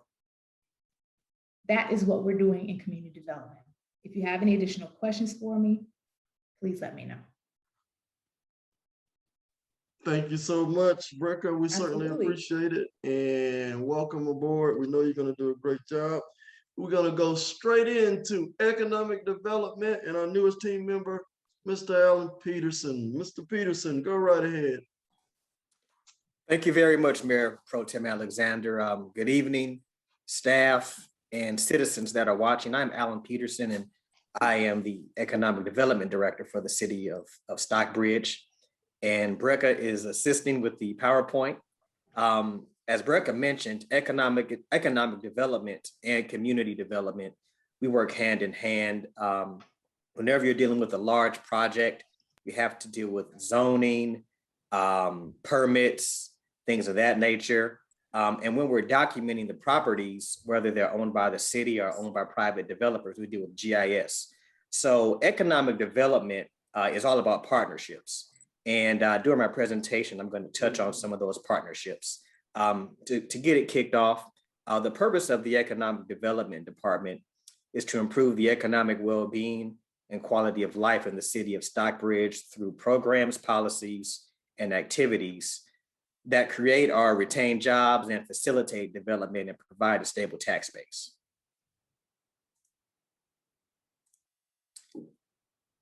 All right. Our economic development strategy is as follows. Enhance the city's competitiveness and maintain a strong economic base, support small business growth, position and market development sites, and support downtown business attraction and development of Stockbridge. Our internal economic development partners include community development. We all just heard from Brecca. We have Main Street, and Main Street operates by a 4-point approach: economic vitality, design, organization, and promotion. Main Street is governed by the Georgia Department of Community Affairs, and we have an excellent Main Street staff who've been doing some amazing work. They have been instrumental in a lot of projects, including the RSVP plan that was put together in 2018. We also have the Stockbridge Downtown Development Authority. The Stockbridge DDA meets once a month. My role with the Stockbridge DDA is serving as a liaison between the DDA and the city. So the DDA and the city, the Economic Development Department, we work hand in hand as well. They offer the facade grant, which is a great incentive for businesses located in the DDA district. Our external economic development partners include the Henry County Development Authority, Georgia Power, the Georgia Department of Economic Development, and as I mentioned, the Georgia Department of Community Affairs, who works primarily with Main Street. Also not listed are our citizens in the city of Stockbridge, as well as investors and developers. It is very important that citizens are engaged in the economic development process in the city. I like to have an open door policy. I like everyone to know what's going on regarding economic development. As economic development centers around the quality of life, the citizens' input is very important. Next are the foundational economic development programs that we're in the position of it, that we're in the process of establishing right now. The first one I'm going to touch on is our business retention and expansion program, often called BRE. With this, we're going to partner with the Henry County Development Authority and Community Development. I've spoken to both of those entities about this program, and we're working to get that established. Business recruitment, we're going to partner with the Community Development Department, as well as the Henry County Development Authority. And finally, business creation entrepreneurship. Main Street had some excuse me. Main Street had some programs that were put on pause because of COVID. What we're going to do is build on those programs so that we can really help the citizens start businesses in the city of Stockbridge and keep those businesses in the city of Stockbridge. Again, I'm Alan Peterson, and if you have any questions, please feel free to give me a phone call or an email. I have an open door policy, and I look forward to hearing from any citizens, developers, or investors. All right, thank you, Mr. Peterson. Mr. Peterson's job is to get all of those businesses here so you can work in Stockbridge and to bring you a Whole Foods too. How about that? No, I'm just kidding. But we're gonna work on it. We're gonna try to make it happen. Let's go on to the next item. Let's go on to the Aquatic Center update. And Mr. Knighton, give us all an Aquatic Center update.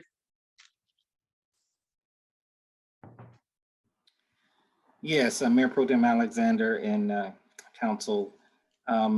Several weeks ago, the City of Stockbridge and Henry County began some discussions about having the Aquatic Center, which I believe is estimated to be in the range of about $22 million, located at the bridges of Jodico, which is in the City of Stockbridge.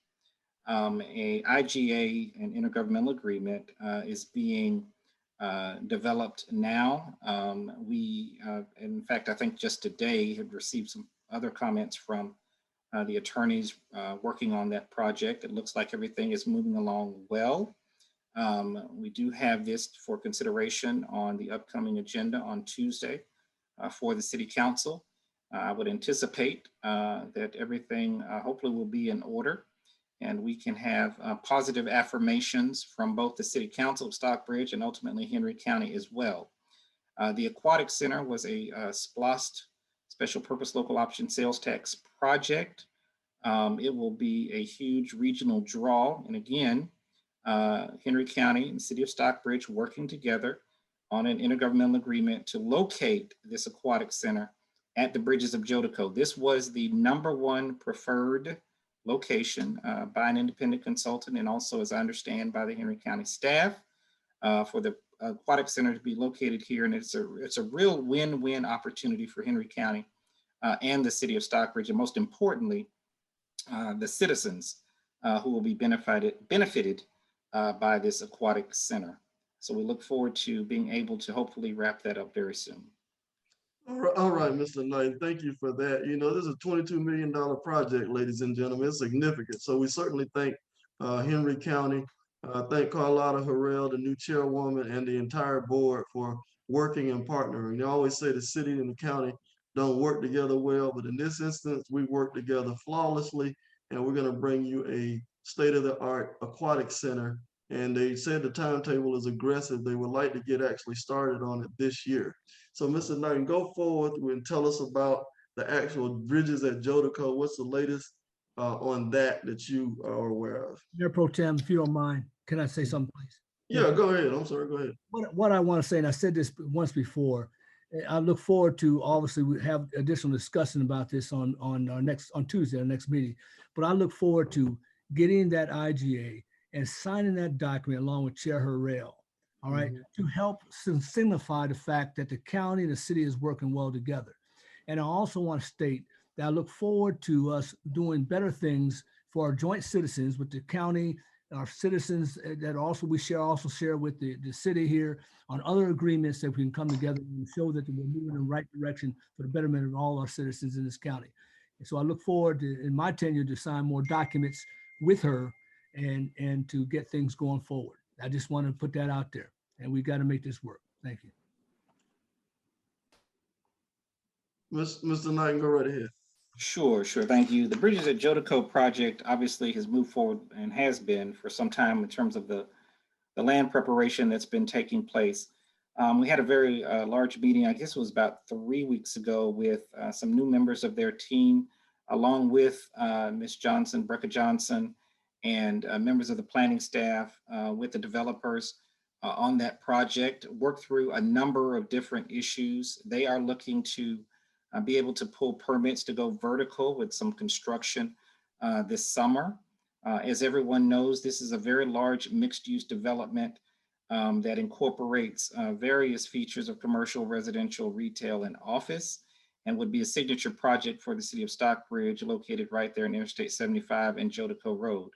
So things are starting to move more aggressively with the Jodico project. I had several conversations, not only with with the development team, but they are mapping out how they can navigate through the permitting process. We wanted to make sure everybody was on the same page in terms of our staff, their development team, as they begin this process of seeking to pull permits for vertical construction in the next couple of months.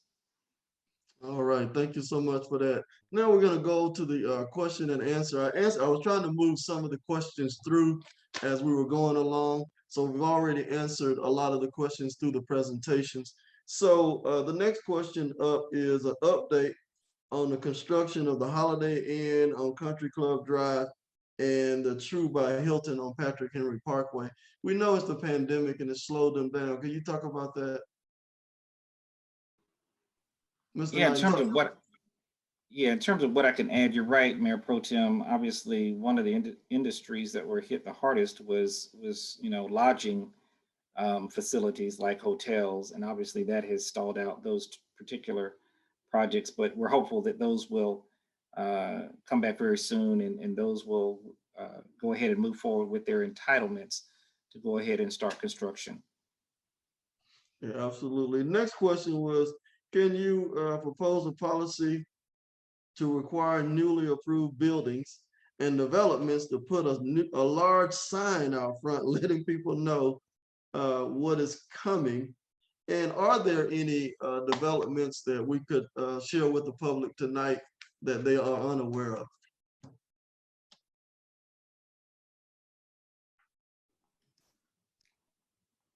Well, as far as the sign, we can ask those developers to do that. But what we can do is when there are major projects going on in the city, we can post those on the website so that people are aware that they're going on if they're, meet a certain threshold or what have you. Northbridge Crossing is a subdivision and they're building lots of homes there. And then the Brandon Road project that was rezoned last month, they're moving forward with things as well. So, and there's another townhome community. So things are continuing to move. Now that the pandemic is kind of wrapping up, people are coming out more, they're looking to purchase. And our developers understand that, and they understand that the demand is increasing for that. So I can certainly, Alan and I will team together on projects and make sure that information is on both of our web pages for major developments that are going on. In addition, I'll send that information to Mr. Knighton so he can share that with the council as well. Mayor Pro Tem Alexander? Yes. Yes, Breck and I, we had a meeting about putting properties and projects on the website. So that's coming, and that's where GIS and all that ties in. Okay. Well, thank you so much. We certainly would like to make sure the public is aware of what's going on in the community is thriving. I'm going through the questions now because we're in Q&A. There was a question about, would the amphitheater be great for Battle of the Bands? I say, yeah. Well, I actually got that question from somebody that's actually a little while ago as well. I think it's a great idea. Obviously, with the amphitheater, there'll be a number of events that we can hold there, including not only your traditional bands and concerts, but also we were looking at the space down in front of the stage for an ice skating rink in the wintertime. And so I think that's something that I've already mentioned to our event staff to go ahead and begin to try to contemplate an ice skating ring there, as well as, of course, your traditional choirs there at the facility, and even stage plays during certain parts of the year prior to the Cultural Arts Center being built. I think stage plays would also work fairly well at the amphitheater as well. So there are many opportunities, a multiplicity of different events and activities we can hold at our amphitheater, and we're looking forward to its completion and for all of those events to come to the city of Stockbridge. Let's talk about the exciting splash fountain that we've been lucky. We saw some renderings of that, and the council was very supportive of that. We had a consensus to move forward with that. How exciting is that going to be to have that right out front of the amphitheater? Yes, we did. Yes, Heather with TSW. I'm sorry, Heather.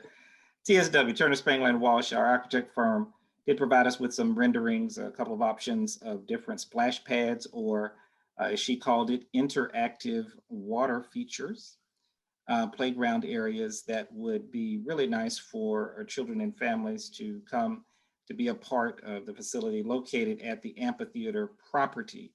And again, this amphitheater project not only has the primary construction facility of the amphitheater, but it really is, as we are starting to envision it and see it, turning into a very large park-like venue that will have many different offerings for children, family, for seniors, walking trails, potentially the splash pad area, as well as the ponds and everything else that comes along with it. So we're looking forward to moving those projects forward. All right, thank you. There was a question about sidewalks on Davis Road. I know we completed a project that was on the books for a long time from Shields Road to Highway 42. Is there advancement on the other section toward Merle Manders? What does that stand? Yeah, I saw something about that question as well. Obviously, we used some, I believe, CDBG funds, if I remember right, some other funds to complete the one section of Davis Road, and then the thought was to move it all the way to, I believe, Merle Manders, the Clark Park area. And so I will get with our public works staff and see what the status is of that. Part of the issue, of course, is acquiring right of way, which can be challenging, as you know, for certain sidewalk projects. The last question that I see here, that I want to make sure that we get them all because it's been a long night. Talk about the who's going to run the amphitheater. That was a question on the concessions and how's that going to work? Yeah, I've had several conversations and even with members of the panel here about different opportunities that may exist with respect to the overall management of the amphitheater. There are different ways that this can be approached, and I've learned quite a bit over the last several months of how best to approach this with management, with a agent working with you and a management company. The one thing that we want to do is to ensure that the amphitheater is run in a highly professional, efficient manner. This is a signature project for the city of Stockbridge. And we want to make sure that obviously it's professionally run, but it's also provides the different entertainment opportunities for a cross-section of people to come to our city. We want to make sure that we have different genres represented at the amphitheater. And not only, again, the concerts and those types of offerings, but also, as Mr. Volkel-Kirk mentioned earlier, the entryway was graded for vehicle traffic. So you can actually place food trucks throughout the outer perimeter inside the amphitheater itself. And that gives us an opportunity to also provide different options for patrons of the amphitheater, and also had some conversations with staff about ensuring that we engage and include local vendors who may have specialty projects or specialty products or local businesses to have opportunities in the amphitheater as well. And so we really look forward to that. And we look forward to having our first shows at the amphitheater, which everyone will be finding out about very, very soon. There are a number of first class artists that we've already started to Tell us one of them. Engage, if you will. Tell us who it is. Well, if people like Babyface and After 7 and Chaka Khan and Belle Biv DeVoe, and Charlie Wilson, those types of artists.